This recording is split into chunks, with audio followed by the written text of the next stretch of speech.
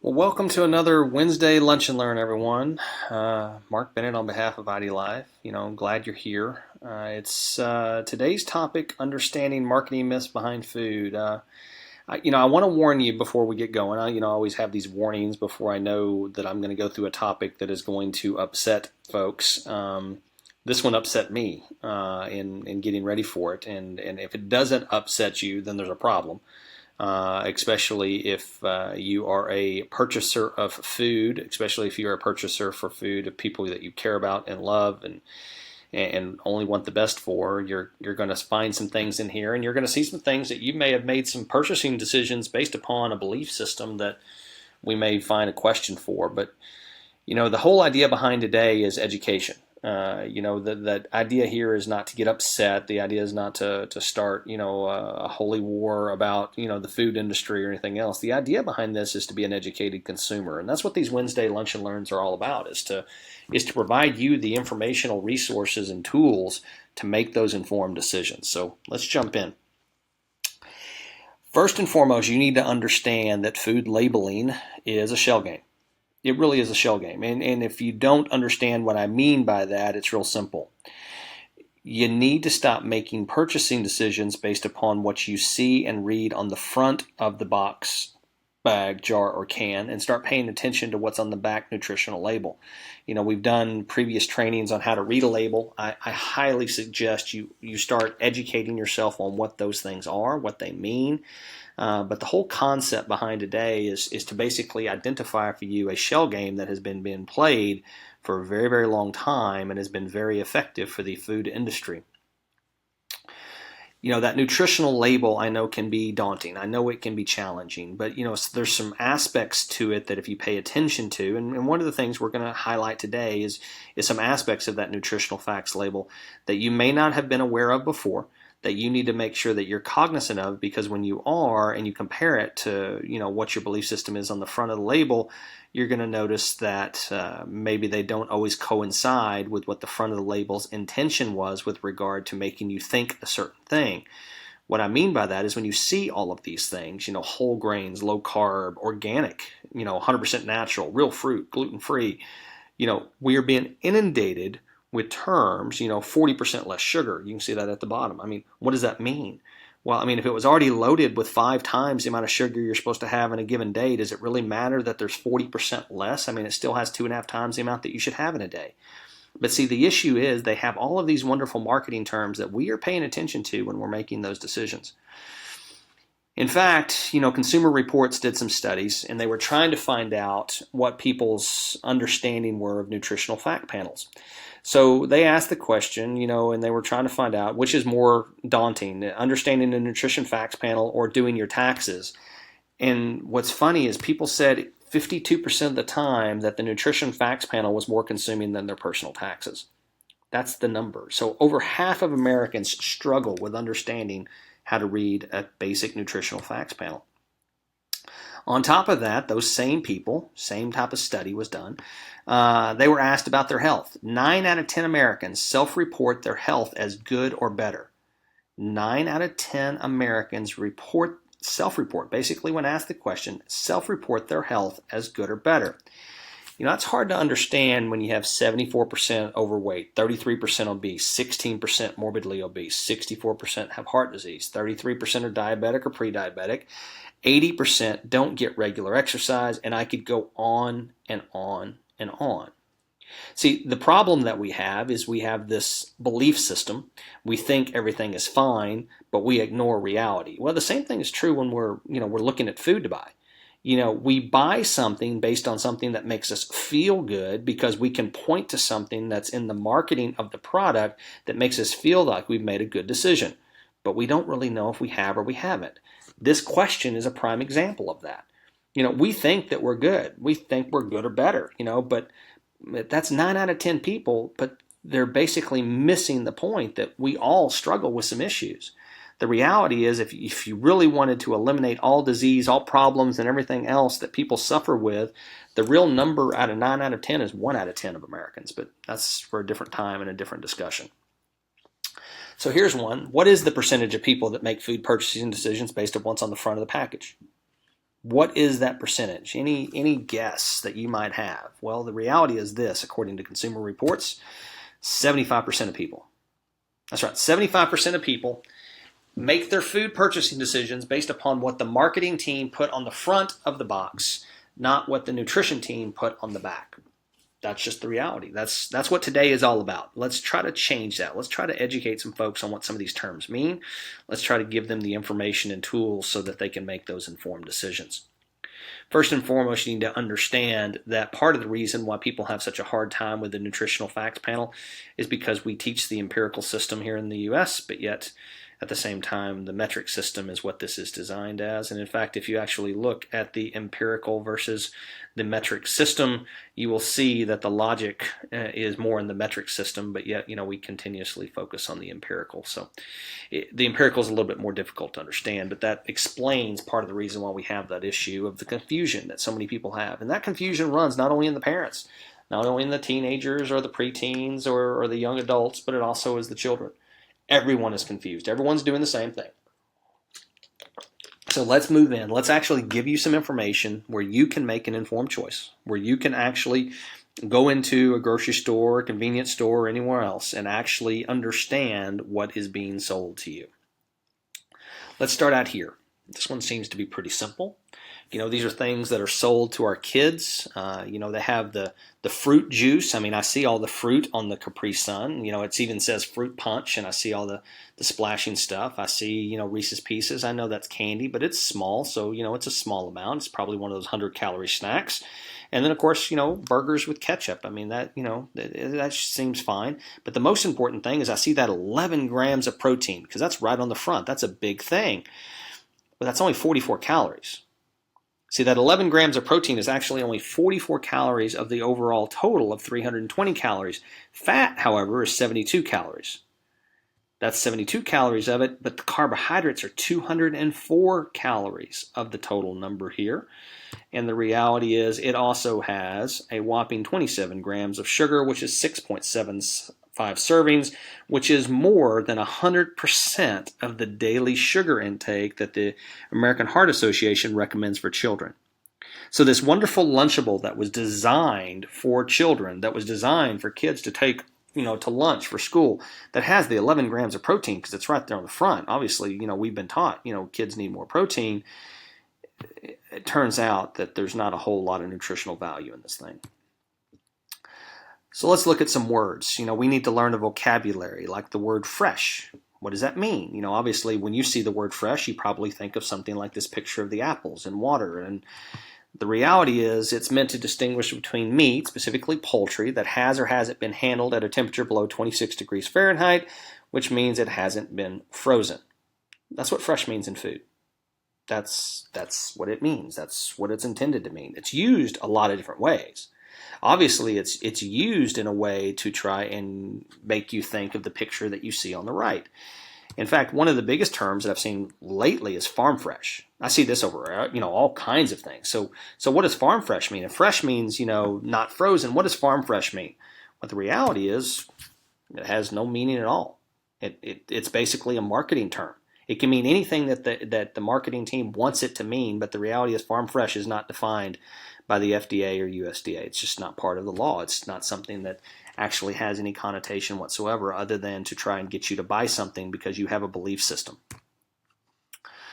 Let's look at something else. One of the things that we do all the time is when we're trying to educate people on nutrition, we always identify, the wonderful regular salad dressing versus the light salad dressing. I always say that salad dressing takes perfectly healthy, nutritious vegetables and turns them into a wonderfully bad snack, especially when you're talking about ranch dressing, because the amount of ingredients with regard to sugar and salt and other things is just amazingly high. But let's look at this. You have regular ranch and then you have light ranch. So what could be the nutritional values when you actually compare the two?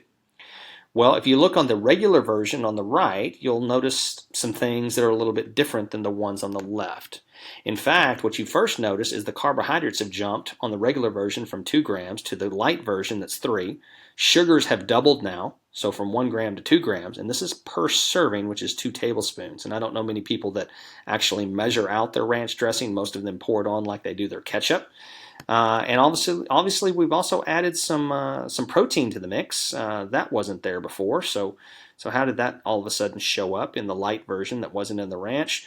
And of course, also we've lost vitamin C, but we've added calcium somehow. So there's some things that are changing in here. We might want to figure out why, but the main focus of this is the light version actually has twice as much sugar as the regular version. So just because it says light does not mean it's better for you. Fat-free. What's funny is when people see this term, they use that as, especially if they're trying to go on a diet, lose weight, things like that, they see fat-free and they jump for it. They're like, okay, well, fat-free, that's good. That's what I want. That's going to help me. But the reality is that term was developed during the all fat is bad phase of the government's food pyramid, back in the 60s and 70s, and it just promulgated itself throughout the food supply. But when you actually look at this example of 2 labels of the regular version versus the fat-free version, what you see is the calories are, 50% more, the carbohydrates are exponentially more, and the sugars are off the chart more. That's right. A lot of times when you see fat-free, what they have done is actually taken the sugar and added it to the product. Because if they're not going to have fat, which obviously has a taste parameter, they're going to add the sugar because it's going to get you to actually eat the product. What's another example? Well, let's go back to our salad dressing. Here's your regular salad dressing versus the ranch, fat-free. Well, if you actually look at the numbers, you go from 2 grams of carbs to 6. The sugars are now going from 1 to 3. The sodium is going up 50 milligrams. Vitamin C is gone. Now we have vitamin E at 50%. So that's coming from somewhere. So let's go up to the top ingredients and find out what happened. We notice how the sugars went from 1 to 3. Well, they've also added corn syrup. Corn syrup is not identified in the sugars. And in fact, corn syrup, as you'll learn in a minute, is another term for high fructose corn syrup. So that wonderful term that, that thing that we're eating so much of every year. So not only do you have 3 grams of sugar there, the reality is the total sugar content is much higher than that because it does have corn syrup in it. We've now had to add artificial color because of some changes that we made in the fat-free version. So now we're more synthesized than we were before. And somehow, and for some reason, we've added sour cream to the mix. Wasn't in the regular version, but we added it to the new version. And this is supposed to be a healthier option. So what's interesting is, yes, the calories came down, but the reality is we have a lot of other things going on with regard to sugars and other things that weren't there before that are adding to the issue. So if you're just counting calories, you very well make this choice, not understanding that it may not necessarily be a healthier option. What does no sugar added mean? You see this a lot in a lot of different things. I see this all over ice cream now, no sugar added. I see it in fruit juices. I see it in all kinds of things. Well, the reality is no sugar added doesn't mean there's no sugar. And it also doesn't mean that, added ingredients that convert to sugar in the body aren't added. So like fructose, corn syrup, things like that.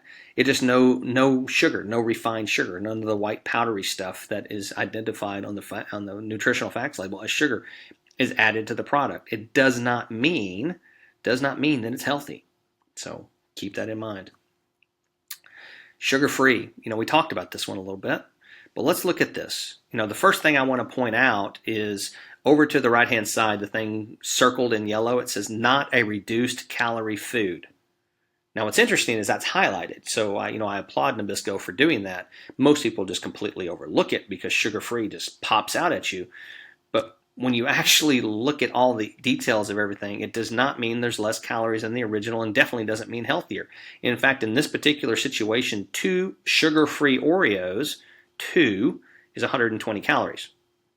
Just 2 of these things. So be very careful when you see sugar-free that you don't think, oh, this means it's good, it's something I can have, it's something that's not a problem. The reality is here, it's got just as many calories and is just as bad as the regular version.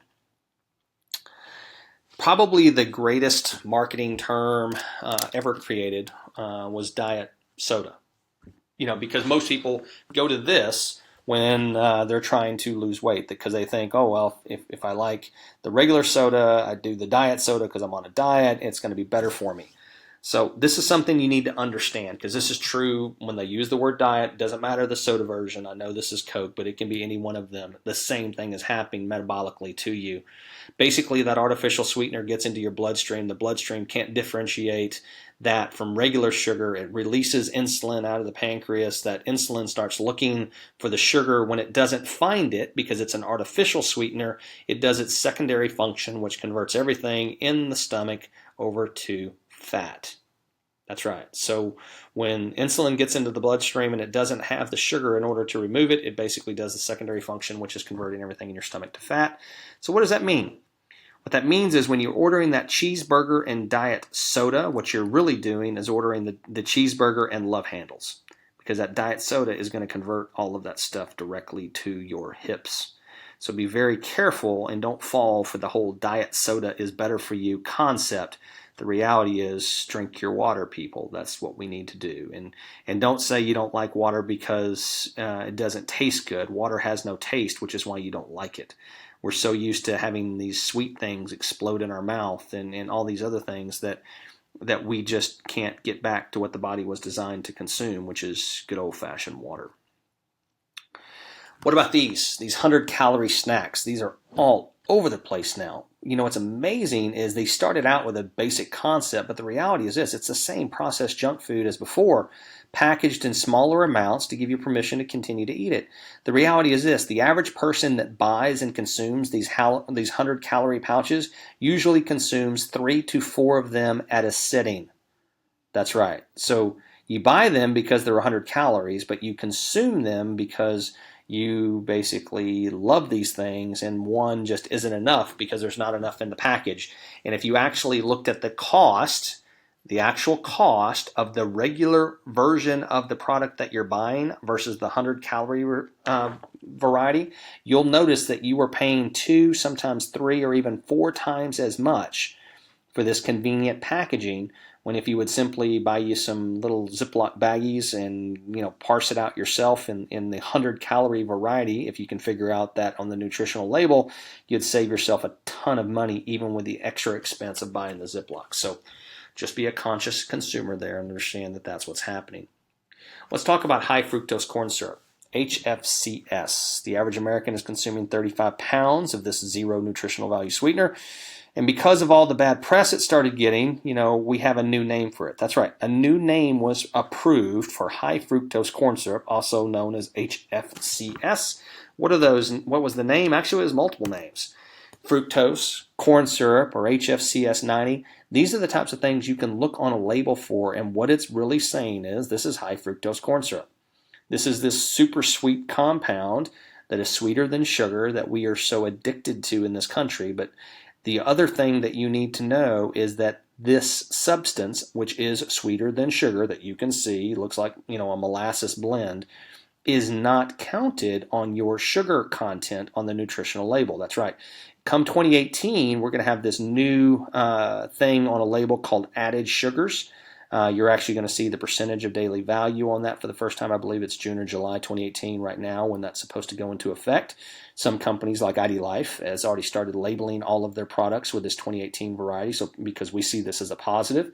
But what you're going to see for the first time is the sugar numbers explode, and you're going to see grams of sugar that you never knew were there because things like this right now are not on the label. So when you see these things, know that the sugar number or the grams of sugar in the product that you're buying currently does not include this. So for all my diabetic friends out there, make sure that you really understand this one and don't fall prey to the, it says 1 gram of sugar, so it must be good for me as a diabetic if you see these types of terms, because the actual sugar content there is much, much higher.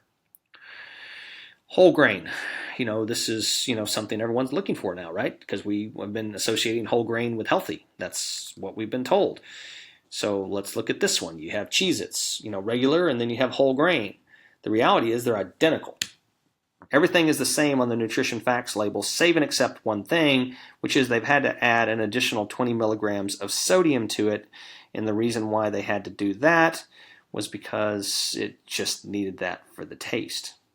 In reality, what you also did is you lost 2% of the calcium that was in these things as well. But for the most part, you see enriched flour is the same. It's the same enriched flour, wheat flour, niacin, reduced iron. I mean, everything is identical, save and except just a little bit more sodium. So again, a marketing thing, but hey, you thought it was healthier, so you chose whole grain over Cheez-Its, and you added more sodium to your diet. What about no artificial flavors or 100% natural? These types of terms. Normally when you see the no artificial flavors, you see pictures of fruit, or you have fruit names on the label.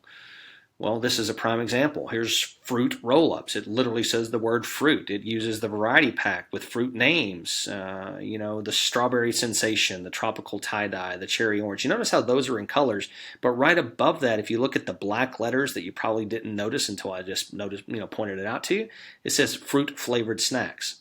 Fruit flavored. What does fruit flavored mean? Well, that's another term that's not really defined other than to say, hey, it's flavored as a fruit. Doesn't necessarily mean it is fruit.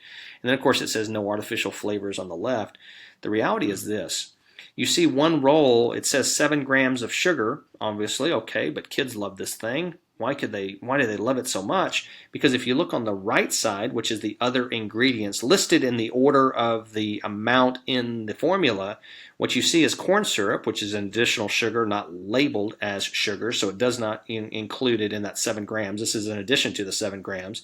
You have corn syrup, you have dried corn syrup, so we have 2 different kinds there.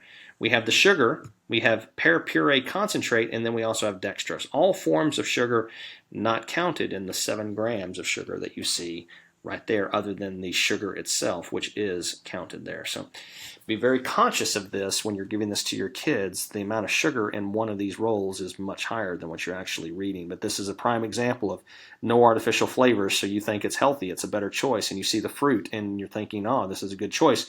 But the reality is it's still 50 calories that has very little nutritional value, if any.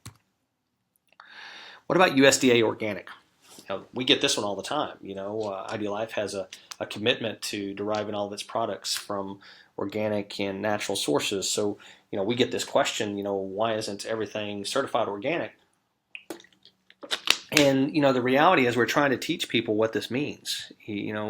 That label does not mean that the product is 100% organic. In fact, only 95% of the product has to be organic to get that label. That's right, 5% can still be inorganic or synthetic and still get the label from the USDA organic verification program. In addition to that, it also doesn't mean that it's healthy. See, a lot of people are associating that label or that term organic with healthy, but it does not always mean that. And you need to be a very conscious consumer in this regard, because there are a lot of companies that are starting to come out with organic products that are actually less healthy than their regular counterparts. Here's a prime example. Capri Sun, made for kids. You have a new version that has just come out for organic Capri Sun. A lot of parents moved to this paying, a substantial amount more because it was a healthier option. And I do mean a substantial amount more. The reality is it had 10 more calories, it had 5 more grams of sodium, and it had 4 more grams of sugar. That's right, it had an extra gram of sugar. An extra serving of sugar in each one of these organic pouches. It's a sad state of affairs because, what you've done is you've basically thought you made a good choice because you saw the word organic. You're thinking that you're buying something that's better for your kids. And the reality is what we've done is we've added more sugar to their diet in the process. That's just one of those things that you have to be very conscious about and make sure that you pay attention to. What about all natural? We talked about all natural just a second ago. What does that really mean? Well, the FDA hasn't defined the term natural yet. There's been a lot of talk about them taking over that word and actually defining it. And there's a lot of, very reputable companies that have stopped using the word natural, including IDLife, because we want the FDA to define it. And once they've defined it, then, we want to use it appropriately. So, we're very careful and very particular with the use of that word. But the reality is, to make that claim right now, the product must not contain any added colors, artificial flavors, or synthetic substances. Synthetic substances are in quotes because that's not a defined term, or it's really loosely defined. So this is part of the problem. That's why, companies like IDLife and others want the FDA to define the word natural, just like they have organic, set the rules and make sure everyone follows them, because this term is just being bastardized all over the place in food marketing. What about fruit versus fruit juice? This is a big one. This is one where people think fruit juice is a better option because it's got to be healthy for me, right? I mean, it's fruit juice. It's made with real fruit juice. I see that all the time. Made with real fruit doesn't mean that's all that's made with, but made with real fruit. Fruit versus fruit juice. What is it? What do I mean by this? Well, let's look at this one. Just simply orange. Not from concentrate. Pulp free. Fresh taste. You see it at the top. You see the word fresh again. 100% orange juice at the very top of the nutrition facts. Well, 8 fluid ounces, which is the small cup, not the taller cup. I don't know many people that actually have these little small cups in their house, to be honest with you. Most of them have the 16-ounce variety that's on the right or bigger when they're pouring these things out. But one 8-ounce serving, one 8-ounce serving has 23 grams of sugar. Well, 23 grams of sugar is almost 6 servings or an entire day's amount for women and children. The American Heart Association recommends women and children consume no more than 6 servings of sugar in an entire day, men 9.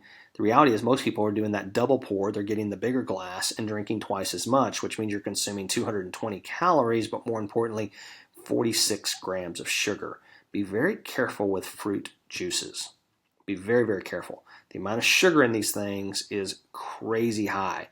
So make sure that, if you're doing these things, be very conscious of the size of glass and the amount that you're doing, and know that from a sugar standpoint, you've basically eliminated your ability to consume any more sugar for the rest of the day if you want to stay within guideline protocols. What about made with non-GMO ingredients? This is a big hot topic button right now. A lot of companies are starting to make claims with regard to non-GMO and things of that nature as a marketing opportunity because so many people now are concerned about genetically modified organisms. In fact, Hunt's, this last Christmas came out with this big ad. It says, "No GMOs in sight." You have this wonderful picture of this rolling field of tomatoes. You see 100% natural above the Hunt's name. I mean, this is a well-respected company.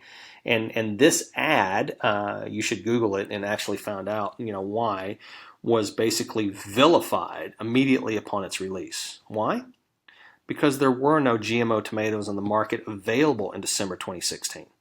The whole reason why this ad was created was to sell more of the ketchup when it didn't have GMOs in it to begin with, because GMO tomatoes were not available for purchase by anyone. That's right, they were not available for anyone. So here's a company that took the GMO logo and basically tried to use it as a marketing ploy because there was no way no ketchup had genetically modified organisms in it. It just didn't exist. But here, this is what happened, and this was just in recent history. So be very careful when you see non-GMO. It doesn't necessarily mean it's healthy. It doesn't mean you're making a better choice. It could just mean that the company basically decided, hey, we're not GMO because we couldn't have GMOs if we wanted them, so let's put it on our marketing so we can sell more product. What about gluten-free? Man, this one is all over the place now. Unfortunately, though, people are associating gluten-free with being healthy. The reality is it can still be processed. It can have larger amounts of sugar, plenty of preservatives, artificial flavors, colors, fillers, you name it. Just because you see gluten-free does not mean healthy. Be very careful when you see this on the front of a bag. I mean, obviously, if you have celiac disease and other things like that, you need to be careful and you need to be looking for the gluten-free variety of things. But you need to understand that this term, in and of itself, especially if you're just trying to reduce the amount of gluten in your diet, does not mean healthy, and you need to pay attention to what's on the back of the label, not just the front. Let's talk about chickens for a second. Chickens in this country are unique. How we treat them is unique, and how we sell them is unique across the world compared to the U.S. What do I mean by that? Well, let's jump in. Cage-free. What does this term mean? To us, the consumer, you would think cage-free means this. They're out running around and, coming in when they need to lay their eggs and things like that. The reality is cage-free has no real meaning. It does not mean that the birds are roaming free in the fields. It just means there's no cages in their facility. That's right. The picture on the right could actually, get away with the cage-free variety of things because they're roaming free. They're not actually in a cage. They're free range. But there you go. And speaking of free range chicken. That is defined by the USDA. You notice how there's cages here holding these chickens in. But the reason why is because to claim free range chicken, There's no requirement for the amount, duration, and quality of the outdoor access. That's right. As long as they are provided some outdoor access at some point in the day, they are free-range chickens. Don't be fooled by this term. Especially don't pay more simply because it uses the term free-range chicken. I will tell you a lot of companies use that term and then charge more for the product. So know that that is in fact the case and keep that in mind in your purchasing decisions. What about hormone-free chicken? I see this everywhere. I mean, here is a company, Just Bears, no antibiotics ever, vegetable and grain-fed, no added hormones, all natural, gluten-free. You see that in the upper part. Now, what's funny is the thing right underneath it. Even after it says no added hormones, it says federal regulation prohibits the use of hormones in poultry. That's right. We have not had poultry have hormones added to it in this country since the 1950s when it's been outlawed. But yet we still have companies like Tyson, huge company that has no added hormones or steroids. You have Bayer, who's literally putting on the front of their label, the no hormones added, and then also telling you at the same time, with a little asterisk and smaller print, federal regulation prohibits the use of hormones. So they're putting it on there knowing that you're going to read the big bold type, knowing also that you're not going to read the small print. This is just a marketing ploy. Understand that. Again, don't pay more simply because it says hormone-free, because the reality is all chicken in this country is hormone-free. This is one you need to be very, very aware of. And this is one that, when I travel around and talk to people about this, they just don't appreciate or understand. We're the only country in the civilized, industrialized world that allows chickens to be sold in supermarkets that are laced with bacteria. Every other country requires them to be bacteria-free to be sold, but in this country we allow it. And in fact, the U.S. Department of Agriculture only certifies that chickens are free from visible signs of disease, not free of disease-causing microorganisms. And in fact, Consumer Reports found that 71% of the chicken sold in the U.S. is laced with harmful bacteria. Now, why is that? Well, let's go to the next slide, which is the cutting board safety tip. See, in this country, the reason why the U.S. Department of Agriculture allows chickens to be sold with bacteria is because if people follow, this is the reasoning, if people follow proper cooking methods, then the bacteria will be killed in the heating process and the cooking process of the chicken itself. In other words, you never want to eat chicken that has not been properly cooked because good chances is it is laced with bacteria of some type. Biggest cause of food-borne illness or food poisoning, better known as, is chicken. You need to know that. But see, when you get these bacteria on your cutting board, especially if you have the cutting board on the right, the only thing proven to kill that bacteria once it's there is 100% bleach. That's right, 100% bleach. Do you really want to be putting bleach on your cutting board? Is that really what you want to do? More importantly is this, even if you cook the chicken properly, you do everything that you're supposed to do, what happens if you then cut something else, like a vegetable or another meat or something else on that same cutting board? You're transferring that bacteria, especially if you're making a salad or something like that you're not going to cook, and now you've put the salad over into the bowl, and now all of a sudden you're exposing yourself to that bacteria.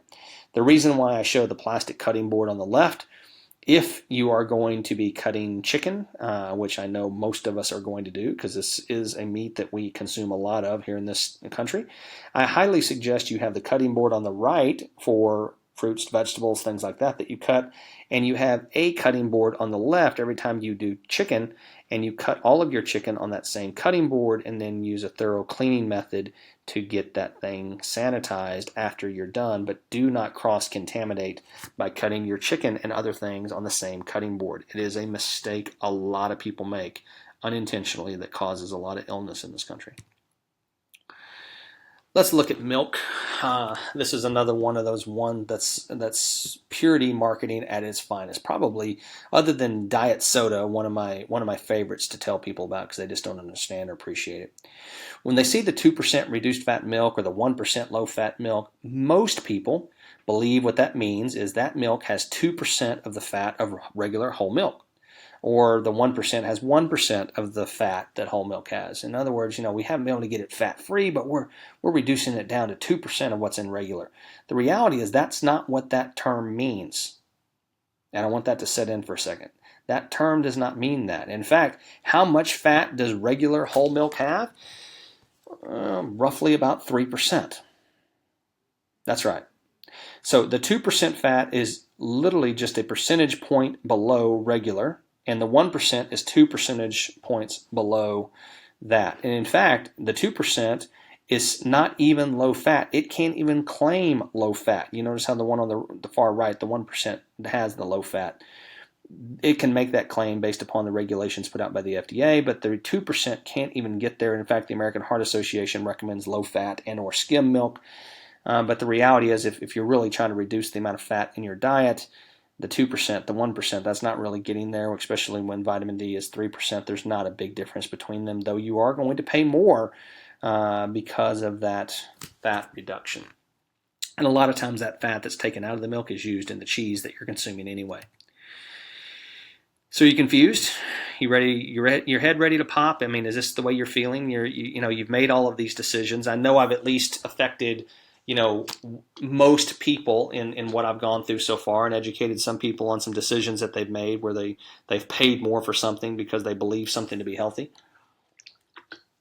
Well, let's jump into something else. This is probably one of the best examples I could find of a product that had it all. I mean, literally has it all. So let's look in the bottom right. This Cozy Shack Simply Well. I love the firm Simply Well. I mean, it's talking about all these things. Made with simple, wholesome ingredients, no sugar added, gluten-free rice pudding. I mean, 90 calories per serving. I mean, we have it all in that front label. Well, let's look at the nutrition facts label. The serving size is half a cup. Let that sit in for just half a second. So in other words, these cups that are being sold in, half of it is a serving. So if you're going to eat the whole cup, and I don't know many people that wouldn't, the reality is this nutritional facts label needs to be doubled. There's twice as much in here as you see. So in other words, this 130 calories is really 260. The sugars, instead of 15, is actually 30, which is more than 100% of what you should have in a given day. But then when you read the description, this is the one I really love. Even when you're counting calories, you still want to enjoy your favorite desserts and sweet snacks. That's why Cozy Shack makes a 90-calorie version. Really, it's double that, but they give you at least the information to know you're only supposed to eat half of it, of our wholesome puddings. And because it's made by Cozy Shack, you can trust, I love that, you can trust that it's made with simple, wholesome ingredients like those you find in your kitchen. Delicious pudding, now it's simple. Simple ingredients, wholesome ingredients like those you find in your kitchen. Really? Then why did they add sucralose to it? This is a prime example. This is something that, that they're really trying to get you to pay attention to what's on the front. They're really trying to get you to pay attention to all of these keywords, these buzzwords, the gluten-free, the no sugar added. They want you to make you feel good about your purchasing decisions. And they're even telling you in words that, this is simple, wholesome, it's stuff you find in your kitchen. I'm sorry, I don't find sucralose in my kitchen. This isn't something that's simple. This is something that's processed, synthetic. It's an artificial sweetener. And in fact, you already have 30 grams of sugar. Why do I have to have sucralose on top? It makes no sense. But this is just a good example of, one that has it all. Let's talk about schools for a second. This is kind of a hot topic item. In fact, right before I jumped on this webinar, I was talking to somebody about this. School lunches. We as parents, grandparents, caregivers, we just assume that the school lunch program must be healthy. That everything that our kids are eating must be good for them because obviously, the government's watching out for them and they want to make sure our kids are eating the right things. And because school is where we're teaching them about, education, nutrition, and everything else. The reality is the average school lunch is $2.68 to make. That's it. $2.68 is the average cost to make that school lunch. How does that break down? Well, the reality is 52% is that's labor and benefits, 2% is other, 1% is supplies, 2% is equipment, 5% is maintenance and repairs. 38% of that $2.68 is actually the food. What that roughly means is $1. $1 is what is the value of the food being put on the plates of a majority of the children that are buying these school lunches across the country. And this is what the average school lunch looks like right here. And when you actually look at all of the things in it, one of the things people overlook immediately is that barbecue sauce, because they don't even count it. So let's look at the barbecue sauce. It's 60 calories, 310 milligrams of salt, 0 grams of fat, and 10 grams of sugar in the one barbecue sauce. Well, you're sitting there looking at 8 nuggets. I mean, the chances are kids are going to grab 2 of these. So in fact, what you end up having is 20 grams of sugar, 600 milligrams plus of salt, and 120 calories, and they haven't even eaten the first thing yet. They have not even eaten the first thing yet, and all they are is adding, the dipping sauce to their meal. The reality is this: the nutritional RDA percentages for this is 982 calories, or half their RDA calories for the day. 1,700 plus milligrams of salt, over 50 grams of fat, and over 44 grams of sugar. And that doesn't even include, my friends, the barbecue sauce, which we now know is 10 grams of sugar for every one of those that they add. People that have seen me talk about this before know that I say the healthiest thing that you see on the plate is probably the napkin. So it's asinine that we're doing this. Are you mad? Are you upset? Have you learned something today that basically got you so frustrated that you feel like you've been duped? Well, good, but that's not what you should feel. This is the feeling most people have when we do presentations like that. They just feel pissed that they feel like they've been all of this stuff they've been lied to. But the reality is, all you have to do is this: just keep educating yourself. Keep feeding your mind with the information you need to make an informed choice. Keep giving yourself the ability to learn some things that you might not otherwise have known. Be an educated consumer. Help others. Teach others. Teach your children. They're the next generation. I mean, I tell people all the time, 33% of our kids in this country are overweight. When I was a kid, 8% of the kid population was overweight. 33%, take that out 20 years, that means 95% of Americans are going to be overweight. Just in 20 years from now, if we don't do something about it, I mean, that is going to break our medical system. I mean, we're going to be an extremely sick society. We may be the first society in history that eats ourselves to death. We've got to do something. We've got to start. We've got to start taking personal responsibility, though, for it and educating ourselves. That is the key. That's why all of the letters in the Keep Educating Yourself are in blue, because it is the key. It is the thing that we have to do. We have to concentrate on the 6 inches between our own ears and then take the information that we learn and share it with others. That's what it's about. The whole idea behind what we do with these lunch hours is to teach this concept. Healthy living is diet, lifestyle, and nutrition. Your diet and lifestyle choices create your nutritional gaps that require the supplementation that IDLife provides. That's really what it's about. But if you can get a better diet and you can get a better lifestyle, guess what? You need less of the nutritional supplementation that's out there. But as you can see, our foods that we eat are not always the most nutritious, and we are making some decisions every day that we think are healthy and helping us on this healthy living tack that actually aren't healthy at all. So keep that in mind, but know that this is going to continue. We're going to keep coming out every Wednesday and continue these lunch and learns. If you want to learn more about IDLife, I encourage you to plug in every Monday night at 8:30 Central Time with our CEO, who does a Facebook Live event very similar to this, that you can learn a little bit more about what it is we're doing and why we're doing it and why we call ourselves a health and wellness company and how we live behind that. You can also learn a little bit more about the ethics and integrity of who we are and what we do. You want to see some people that are doing the same thing that we preach all the time and getting some amazing results and keeping them, go to myidlifestory.com and learn some more. I mean, the stories are unreal of people that basically just got fed up of doing the same old, that decided that they were literally going to change their mind, which was permanently going to change their body, not just try to affect their body, which didn't change the mind, which caused them to do the yo-yo diet that doesn't work. We don't believe in diets. We believe in lifestyle, and we teach people about lifestyle and how to make that change permanent. In fact, we put our money where our mouth is. We just ended our May challenge, where we're going to be announcing some winners, I believe, tomorrow.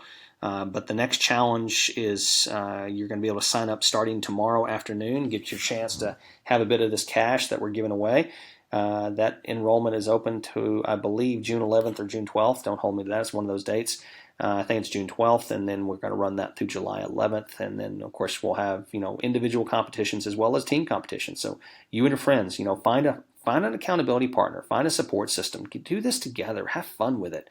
The whole idea behind the IDLife experience, and especially the Ultimate Experience contest, is to have fun. Enjoy life again. Get moving. The best type of workout is the one you're willing to do. 80% of Americans don't move enough on a daily basis. That means 20 minutes of walking. It doesn't mean join a gym and lift things heavy over your head. It just means move again. So get involved, get engaged. The support system is there. And if you don't have an accountability partner, you know what? IDLife has plenty of people on My IDLife story and on its social sites to support you in your efforts. If you want to join us in Vegas, I welcome that. We'll be there September 15th through the 17th at the Planet Hollywood. An amazing array of speakers as well as education, and of course, it's Vegas, so do you really need an excuse? But book fast. This thing is almost completely sold out, and when it's sold out, it's sold out. And we'll do our best to accommodate overflow, but the reality is this: the space is almost completely gone. So don't wait thinking that right before the event you're going to get a space, because chances are you won't. Next week we're going to do something a little special.